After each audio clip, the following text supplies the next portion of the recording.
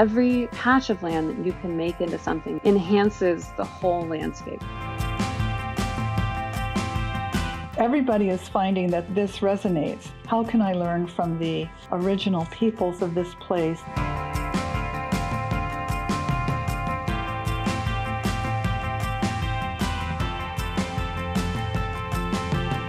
We want to promote climate-appropriate plants for our region.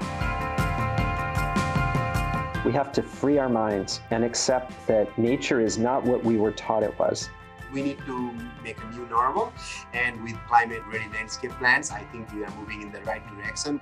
Thoughtful local wisdom, in many regards, I feel like is part of the zeitgeist that's of this moment.